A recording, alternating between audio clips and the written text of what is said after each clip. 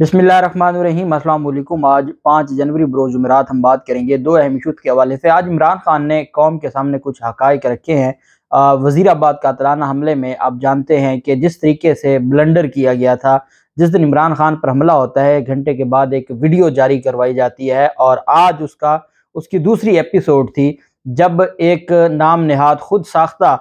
वकील के ज़रिए, जो बेसिकली तो मुस्लिम लीग नून का कारकुन भी है और रिपोर्टर है, और चूंकि ये केस वो क्रिमिनल केस के तौर पर नहीं लड़ रहे, अगर क्रिमिनल केस के तौर पर लड़ते तो शायद कोई अच्छा वकील कर लेते, तो वो इसको सियासी तौर पर देखना चाहते हैं और सिर्फ इमरान खान पर ब्लेम गेम। अब इसमें वो जो मुलजिम है उसका बेड़ा गर्क तो हो चुका है, उसके खिलाफ तो एविडेंस आ चुकी है, इनको भी पता है। अता तारड़ जाता है मुस्लिम लीग नून के कारकुनान को बचाने के लिए लाहौर हाई कोर्ट, जहाँ से खाली हाथ वापस आता है, और अब यहाँ इन्होंने मियाँ दाऊद जैसे अपने लोगों को खड़ा किया है, जिनका काम सिर्फ इमरान खान पर कीचड़ उछालना है, उनका कोई मकसद नहीं है उसका केस लड़ने का। इमरान खान ने आज कुछ अहम चीज़ें कौम के सामने रखी हैं और इमरान खान बड़े अच्छे तरीके से अपना मैसेज दे रहे हैं, लेकिन मुझे नहीं लगता कि आगे जो मामलात हैं कुछ समझ आ रही हो या चीज़ें तो बेहतरी की तरफ जाएँ। बहरहाल, इस्लामाबाद हाई कोर्ट ने वफाकी हुकूमत और इलेक्शन कमीशन की जानिब से जो इंटर कोर्ट अपील फाइल की गई थी, उसका फैसला जारी किया है। आज़म सवाती का रिहाई के बाद इमरान खान से मुलाकात और उसके बाद उनका जो पहला ट्वीट है वो वायरल हुआ है, उसकी तफसील भी मैं आपके साथ शेयर करूंगा, और इसहाक डार की नहली के हवाले से जो चीज़ें सामने आई हैं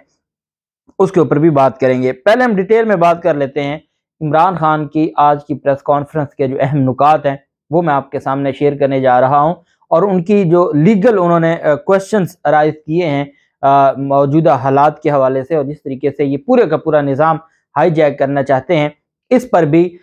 इमरान खान की जानिब से आज कौम के सामने सवालात रखे गए हैं। चूँकि वो DPO गुजरात, जो आज भी परवेज़ इलाही का ख़ास आदमी है और उसी को DPO लगाया हुआ है, और परवेज़ इलाही ने आज बात की है। अच्छा, उनका भी, चौधरियों का भी अपना ही एक निज़ाम है। सुबह वो दिन में कहते हैं साफ़ियों के साथ कि 25 मई को जो हशर हुआ PTI वालों का, तो इनको तो ये तो नाशुक्रे हैं, इनको तो शुक्र अदा करना चाहिए कि आज वो हालात नहीं हैं। 25 मई को अगर जो हालात हुए थे, सियासी जमातों के कारकुनान जो मुल्क में तब्दीली लाना चाहते हैं वो ऐसी चीज़ें बर्दाश्त करते हैं। वो आपकी तरह नहीं है कि इधर भी खुश कर लिया उधर भी खुश कर लिया। इससे फिर आप जैसे लोग हैं जो 2-4 सीटें भी मांग के लेते हैं, जिन्होंने सियासत करनी होती है या मुल्क की तकदीरें बदलनी होती हैं, वो 25 मई जैसे वाक़यात बर्दाश्त करते हैं और डट जाते हैं। और आज वो एहसान जतला रहे हैं कि आपके साथ वो हशर तो नहीं किया जा रहा जो 25 मई को किया गया था। और रात को फिर एक ट्वीट करते हैं कि इमरान खान बड़ा लीडर है, इमरान खान कौमी लीडर है, और ये चौधरियों का एक ख़ास एक तर्ज सियासत है जो बेसिकली सियासत तो नहीं है। और इस तरह की जो सियासत है वो मेरे ख्याल में तो अब चौधरियों को ज़ेब नहीं देती। उम्र के जिस हिस्से में वो पहुँच चुके हैं, अब उनको इस सियासत से बाज आ जाना चाहिए था, लेकिन वो इसी तरह की सियासत किए हुए हैं। और इमरान खान की जानिब से कातलाना हमले में जो वीडियो जारी की गई, और अब तो वो CCTV फुटेजेस पूरी कौम ने देख ली है कि RPO और DPO वहाँ बैठे हैं और वो SHO से कहते हैं कि वो वीडियो बनाए, अपना मोबाइल फ़ोन देते हैं, वो वीडियो बनाई जाती है, वो वीडियो जारी की जाती है, और वो पहले वकार सत्ती उसको ट्वीट करता है, उसके बाद फिर हामिद मीर और जियो न्यूज़ और गरीदा फारूकी और ये जो सारे लोग हैं, ये सारे के सारे उसको रीट्वीट करते हैं, जो इस बात का सबूत है कि ये सारे मिले हुए थे और इनका जो मकसद था वो सिर्फ क्या था, इमरान खान के खिलाफ एक प्रोपेगेंडा करना और उस पूरे केस को ख़राब करना। इमरान खान की जानिब से ये कहा गया कि पहले साजिश करके मुझे हुकूमत से निकाला गया और फिर मुझे कत्ल करने की कोशिश की गई, और मैंने अवाम को बता दिया था, ये स्क्रिप्ट के मुताबिक चल रहे थे। मुझे एजेंसियों के अंदर से पैगाम मिल चुका था कि आपको दीन के नाम पर कत्ल करने का मंसूबा बनाया जा रहा है, तो फिर मैंने जलसों के अंदर ये बात की। उन्होंने कहा कि वज़ीराबाद में नवीद ने गोलियां चलाई तो उसने पिस्टल से रैपिड फायर किए। साथ जो है वो इमरान खान ने कहा कि मैंने पिस्तौल से शूटिंग की हुई है, और मुझे मालूम है कि वज़ीराबाद में गोलियां चलाने वाला मुलजिम तरबियत याफ्ता था, क्योंकि उसने रैपिड फायरिंग की है। इब्तिसाम ने उनको ऊपर की तरफ फायरिंग करने से रोका, और अगर इब्तिसाम ना बचाता तो बहुत ज़्यादा नुकसान हो सकता था। और इस तरीके से इमरान खान ने कहा कि मेरी जान बची। इमरान खान ने कहा मैं अस्पताल भी नहीं पहुंचा था कि पुलिस मुलजिम का बयान रिकॉर्ड करती है और मखसूस लोगों को जारी करती है, हालांकि उस वक्त तक FIR भी दर्ज नहीं हुई थी। उन्होंने कहा मुझे तो पहले पता था कि इसके पीछे कौन था, और किसने ये मनसूबाबंदी की थी। जब मनसूबाबंदी का पता था तो इसके पीछे कौन था वो भी मालूम था। उन्होंने कहा कि मैं एक पार्टी का सरबराह और साबिक वज़ीर आज़म हूँ और पंजाब में हमारी हुकूमत है। निज़ाम ये है कि मैं अपनी FIR भी नहीं कटवा सका। जिस मुल्क में ये निज़ाम हो उस मुल्क को, गरीब को कहाँ इंसाफ मिलेगा। इमरान खान ने कहा कि DPO गुजरात CTD ओहदेदार तहकीकात में तावन ही नहीं कर रहे और जब उनको कहा जाता है कि शामिल तफ्तीश हूँ तो वो JIT के सामने नहीं पेश होना चाहते, चूंकि उनको बड़े ताकतवरों लोगों की पीछे से बैक हासिल है। इमरान खान ने कहा कि DPO से कहा गया JIT की जानिब से कि हमें आपके मोबाइल फोन की जरूरत है, तो पंजाब में हमारी हुकूमत के होते हुए हमारी हुकूमत का DPO गुजरात वाज़ेह तौर पर मना कर देता है। उनका कहना है कि CTD ने मुल्ज़म का बयान रिकॉर्ड किया और CTD का ओहदेदार भी JIT की जानिब से तलब करने के बावजूद ताउन करने से मना करता है, हालांकि CTD भी हमारी हुकूमत के ज़ेरे इंतज़ाम है। इमरान खान ने कहा कि इसके बाद JIT अदालत में अपनी तहकीकाती रिपोर्ट जमा करा देती है और उसमें कहा गया कि हमलावर 2 नहीं 3 थे। एक नवीद जिसने गोलियां मारी, दूसरा ऊपर से गोलियां चलाई गई और 2 और मुख्तलिफ जो डायरेक्शन से गोलियां चलाई गई। उन्होंने कहा कि मुअज़्ज़म जब मुल्ज़म की तरफ जाता है तो उसको गोली लगती है, गोली तो आगे जा रही थी, वो नवीद को कत्ल का शूटर जो है, एक शूटर इस वजह से कहा था कि जैसे ही नवीद हमला करेगा इमरान खान पर और इमरान खान को की जान को नुकसान पहुंचाएगा तो साथ ही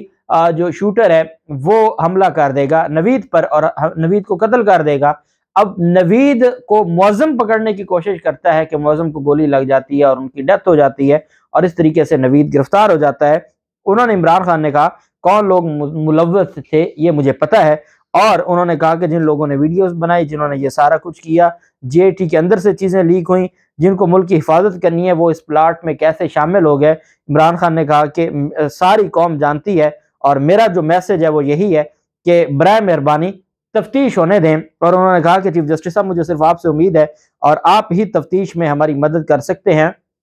बकिया इनसे किसी से कोई उम्मीद नहीं है। जबकि दूसरी जानिब आजम स्वाति की अहम मुलाकात हुई है इमरान खान के साथ और आजम स्वाति ने डिटेल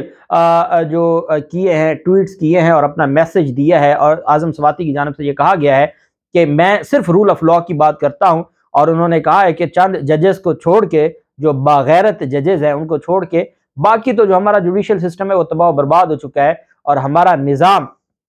बिल्कुल ही ख़त्म हो चुका है। और आजम स्वाति की जानिब से कहा गया कि मैं इस पूरे के पूरे सिस्टम में इस बात का गवाह हूँ कि किस तरीके से हमारा निज़ाम ख़राब हुआ और किस तरीके से इन्होंने मेरे साथ ज़्यादती की। आजम स्वाति की जानिब से कहा गया कि जो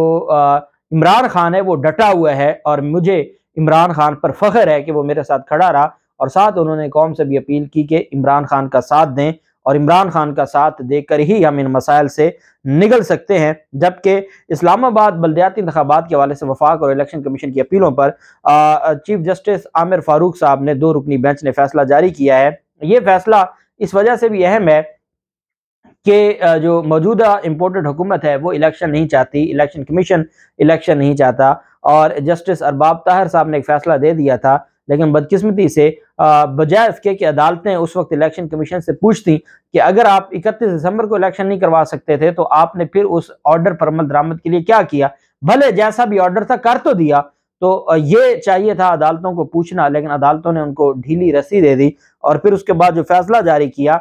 वो भी मैं समझता हूँ कि उसमें बहुत ज़्यादा डंडी मारी गई है और अदालतों की जानिब से इस सारे मामले के ऊपर जो बात की गई है वो दुरुस्त बात अदालतों के सामने नहीं रखी गई इलेक्शन कमीशन की जानिब से और इलेक्शन कमीशन गुमराह कर रहा था honourable supreme Islamabad high court को। बहरहाल इस्लामाबाद हाई कोर्ट की जानिब से ये कहा गया है कि ये जो मामला है इसहाक डार का जो वफाकी हुकूमत और इलेक्शन कमीशन का, जब इन्होंने पहले 101 यूनियन काउंसिल्स थी, फिर 125 बनाई। कानून बड़ा वाज़े है कि जब इलेक्शन का शेड्यूल दे दिया जाए उसके बाद इस तरह के जो मामलात हैं उनको नहीं देखेगा इलेक्शन कमीशन या वफाकी हुकूमत इस तरह का मामला नहीं कर सकती। साथ उन्होंने कहा कि जब चीफ जस्टिस आमिर फारूक ने कहा कि मैंने फैसला भिजवाया इलेक्शन कमीशन को, तो इलेक्शन कमीशन की जो जिम्मेदारी बनती थी, इलेक्शन कमीशन ने बजाय इसके कि उस तरह फैसला देता, इलेक्शन कमीशन ने डंडी मारी और इलेक्शन कमीशन ने जो फैसला दिया वो उन्होंने अपनी मर्जी की और हमारे फैसले को गलत उन्होंने उसकी तशरीह की। साथ अदालत की जानिब से कहा गया कि जो जस्टिस अरबाब ताहिर साहब की जानिब से फैसला दिया जा रहा था और जो जस्टिस अरबाब ताहिर साहब जिस तरीके से चीज़ों को लेके चल रहे थे और एक दिन में चंद घंटों के बाद कहना कि इलेक्शन करवाया जाए, तो उस पर भी उनका कहना था कि ये चीज़ें भी पॉसिबल नहीं थी। बहरहाल जो वफाकी हुकूमत के वकला का इलेक्शन जो कमीशन के वकला का था, ये सारी चीज़ें तो उनके लिखी गई हैं उनके आर्गूमेंट्स में, और अदालत ने साथ ही ये लिखा है कि इनके आर्गूमेंट्स सुनने के बाद अदालत ने कहा है कि इन चीज़ों को देख लेते हैं, इस वजह से नोटिस जारी किया गया है 9 जनवरी के लिए, लेकिन अभी तक इलेक्शन कमीशन इस मामले पर खामोश है। बहरहाल इलेक्शन उनको करवाने पड़ेंगे। और दूसरा जो मामला है इसहाक डार की नहली का, एक तो इसहाक डार को के हवाले से मिफ्ता इस्माइल ने जो बात की है और मफाद परस्त जिस तरीके से कहा है और शरीफ खानदान का लाडला कहा है, उसके बाद मरीम नवाज और नवाज शरीफ ने भी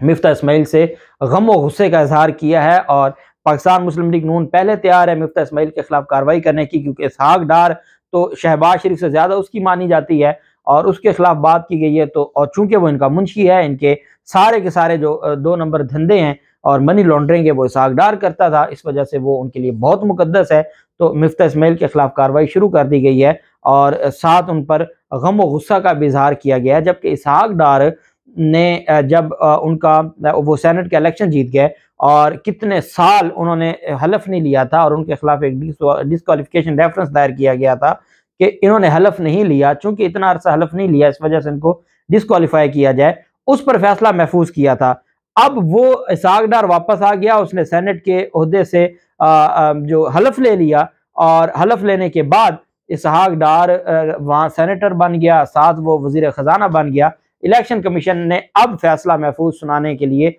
9 जनवरी को नोटिस जारी किया है। अब देखने हैं कि इलेक्शन कमीशन इमरान खान की तरह जो इमरान खान के खिलाफ फैसले जैसे देता है, कोई नया फैसला दे सकता है, इसहाक डार को नहल कर सकता है, या इलेक्शन कमीशन उनको क्लीन चिट देने के लिए 9 जनवरी का नोटिस जारी किया है। देखते हैं क्या होता है, जो भी तफसीलात होंगी आपके साथ शेयर करते रहेंगे। अल्लाह पाक पाकिस्तान का हामी नासिर हो। बहुत शुक्रिया। अल्लाह हाफिज़। पाकिस्तान जिंदाबाद।